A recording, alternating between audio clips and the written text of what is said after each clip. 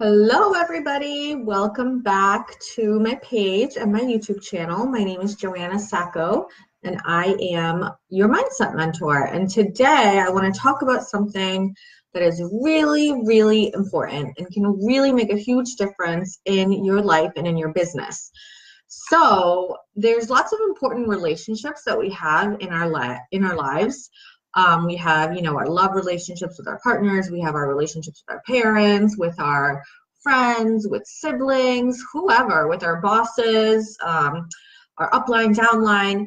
But we also have a relationship with money. And this is what I want to talk about because so many people have a very negative and almost toxic relationship with money. And I just want to spend some time demystifying that and talking about how it relates to your business and whether you are attracting more money into your life or whether you're repelling money from your life. So the first step to this is identifying what your relationship with money really is. So what are you saying to yourself about it? How do you speak about it in your mind, out loud? How do you feel about it when you think about money? Do you get excited? Do you get scared? Do you get nervous? Is it like a feeling of positivity or is it a feeling of negativity? There's so many different things that we can really feel about money. What is your belief about it? Do you believe that money is the root of all evil? Do you believe that people who have money are snobby and horrible and self-righteous and whatever else? And lastly, how do you use it? Are you responsible with your money? Do you not think about it? Do you cherish it? Do you respect it? Or is it just something that's kind of there? So the reason why I want to identify that relationship first and all of these thoughts and feelings that you have about it is because if you've been following me for a while, you probably know that I'm a true believer that your thoughts create your reality. So your thoughts directly lead to your feelings and your emotions, and then your emotional state and the way you feel drives your behavior.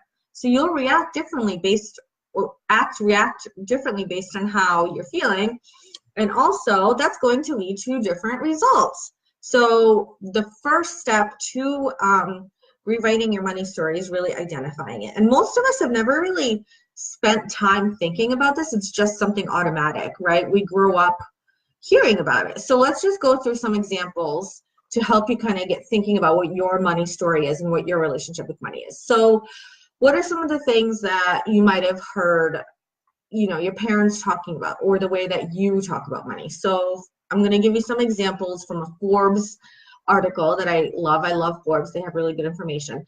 So a person named Adam says, we grew up poor, we got food from the food bank. So somebody who grew up poor and got food from the food bank is going to have a very different relationship with money than somebody who didn't, right? Tammy says, my parents fought constantly about money. So money was a source of stress, right? A source of fear maybe for a little child hearing her parents argue about money. Another person says, my father was out of work a lot, but that didn't stop him from buying things he liked. Of course, the bill collectors were always calling. So again, that's always another way to look at money. It's something to just kind of be throwing away even though you don't have it. This person probably had a lot of credit, maybe bankruptcy, things like that. So that's going to shape our money story as we grow up. Another one, my mother loved clothes shopping. It was her passion. I didn't think we could afford it. I remember the lights being turned off. We grew up with enough money, it seems, but it was not a topic of conversation. My parents never talked about money in front of us like it was a deep, dark secret. So these are things that, many of us grew up thinking and feeling and hearing about.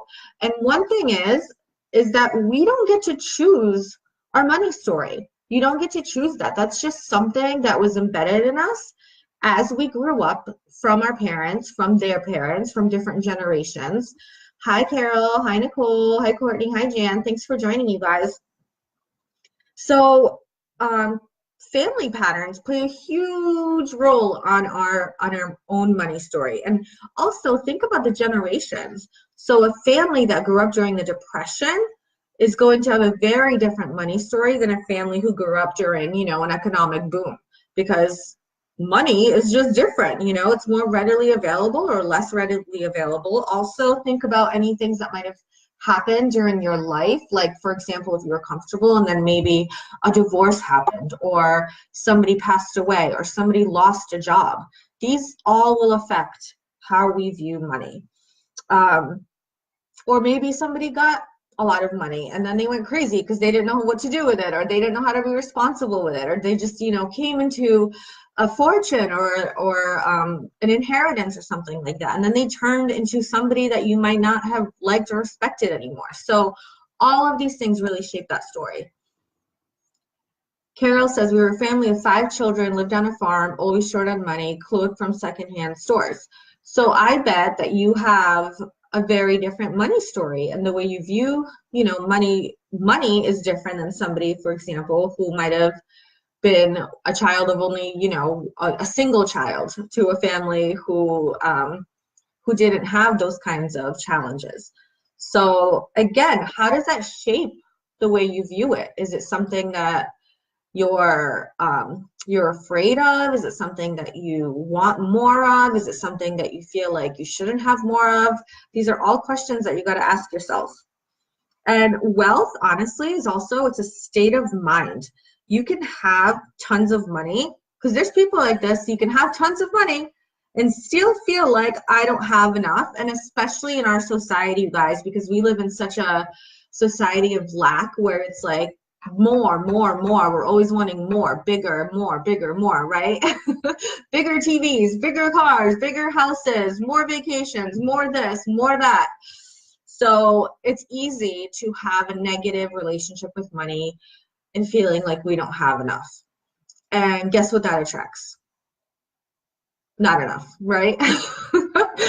So we're going to change all of that. So what are some things that you can do to create that change in your life? So learn about money. For example, if you grew up not really talking about it, not really knowing about it, not really being open about, you know, how to make money, how to save money, how to invest it, and it was just this kind of mystical thing that was taboo and nobody mentioned, learn about it. Take a course on money management, take a course on investing, take a course on stocks, take a course on something, so it's not this kind of like scary taboo topic. The more you know about it, the more confident you're going to be handling it and having it, and then the more you will attract to in your life. And learn what is holding you back. So a lot of times it's these money stories that we tell ourselves that are holding us back from attracting more, because we're scared, because it's taboo, because we know somebody who might not be that good of a person, who has money. We might live in a neighborhood where people are always trying to keep up with the Joneses or whatever else, and you might not want to be that kind of person because that's not in line with your values. So learn if that is one of the things that is holding you back from attracting more of it. And then decide how to change it. If it's not empowering you, you need to change it. So if your money story is not empowering you, if it's not going to push you, propel you towards your goals, you have to rewrite that money story, or guess what? You will get stuck. You will always be stuck in the place that you are, because you will always do something to self-sabotage making more wealth, making more money, if you have a negative money story.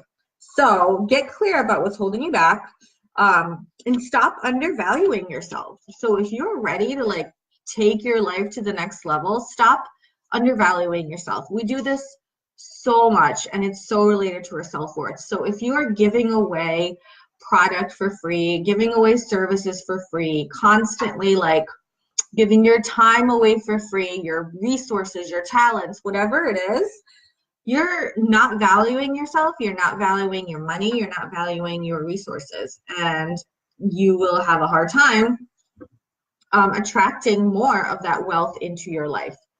Jan says, yep, money and taxes were no topic in my family. The good thing is we were able to function and meet our goals. So that's good. But yeah, people just don't talk about it. A lot of times it's like this big kind of, like I said, taboo, mystical thing that no one talks about, like the big pink elephant in the room. It's just like, it's rude to talk about or something like that. And I'm here to challenge you to think about it as not like that, as not this taboo, secretive thing that we have to kind of avoid, because money, you know what money is? Choices and freedom. That's how I view money. And I grew up not having it. I grew up pretty poor. Came from another country when I was 7 years old. It was communist in Poland when I lived there as a child, and then I came here and we struggled.